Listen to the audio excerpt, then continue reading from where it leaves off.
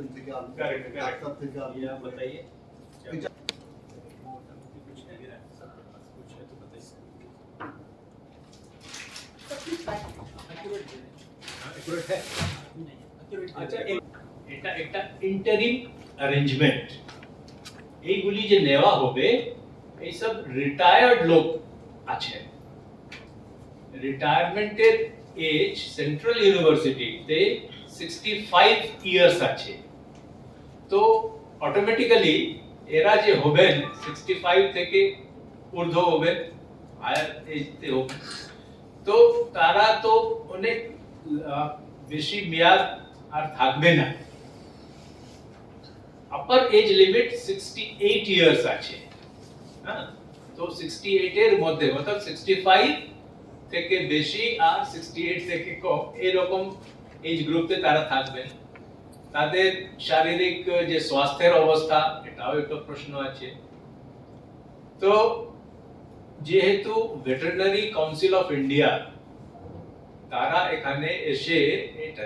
query raise করছেন যে আপনাদের এখানে তো প্রফেসর নেই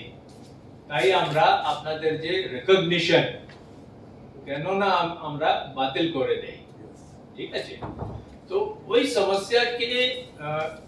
এড়াতে मतलब ওই সমস্যা সলিউশন দেওয়ার জন্য ইমিডিয়েটলি সরকার একটা ডিসিশন নিয়েছে ইন্টারিম অ্যারেঞ্জমেন্ট করেছে যে let us have this people in place যত হয়ে যায় সবটা 17 হবে কিনা এটাও এখন আমরা শিওর না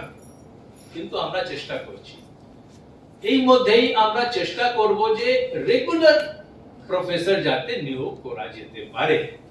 যারা for regular on a regular basis তারা এই কাজে থাকতে পারবে এটা অ্যাকচুয়ালি আমরা চাই আমরা এই চাই না যে টেম্পোরারি অবস্থায় চলো ঠিক আছে এটা তো 11 মাসের 30 জন এটাও তো স্যার তারা তাহলে 11 মাস চাকরি করে কি করবে তারা 30 জন নিচ্ছেন স্যার তাহলে তারা বাকি সময় কি করবে হ্যাঁ এটা ভালো প্রশ্ন আছে কিন্তু আপনি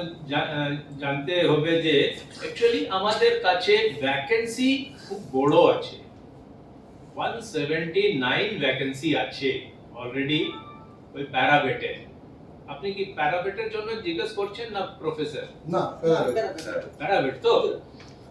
প্যারাভেটের অ্যাকচুয়াল ভ্যাকেন্সি আছে 179 ওখানে সমস্যা আছে যে তাদেরকে ট্রেনিং দিতে হবে তো ট্রেনিং মিনিমাম 1 বছর তো লাগবে ইমিডিয়েটলি তো अवेलेबल হবে না কিন্তু যারা রিটায়ারমেন্টে গেছেন প্যারাভেট তাদেরকে তো আমরা ওই পোস্ট থেকেই গেছেন এয়ার প্যারাভেট ছিলেন আগেও আফটার 60 ইয়ার্স তারা রিটায়ারমেন্টে গেছেন এরকম লোক আছে अवेलेबल এই স্টেটে এমন লোককে যদি আমরা নিয়োগ করি তো আজকে থেকেই তারা কাজে লাগতে পারবেন আমরা তো ইউটিলাইজ করতে পারবো এমনিও তারা বসে আছেন ঘরে 11 মান্থস তারা করবেন এই মধ্যেই আমরা রেগুলার নিয়ে তাদের 1 বছর যে ট্রেনিং আছে এটাও আমরা করে নিতে পারি হ্যাঁ তো বাই দ্য টাইম তাদের 11 মান্থস শেষ হবে তো আমাদের কাছে একটা আর টিম 179 যে আমাদের দরকার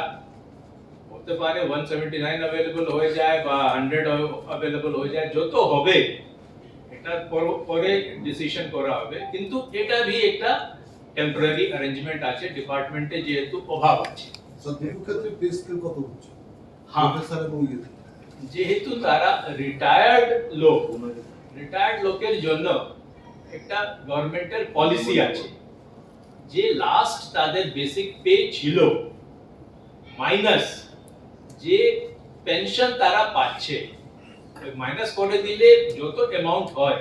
এই অ্যামাউন্ট তারা পাবে मतलब দুটো মিলে লাস্ট যে বেস পে পেয়েছে ওই থেকে এক্সিড হতে পারে না এটাই সিস্টেম আছে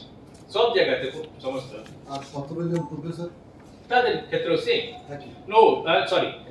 ওইখানে ফিক্সড আছে 1,15,000 रुपए पर मंथ তাহলে why they recruit only 1 year নতুন প্রফেসর কি নিযুক্ত হয়েছেন বা টোটাল কর্মচারী এই পর্যন্ত কত নিযুক্ত হয়েছে তাদের নিয়োগ করাবে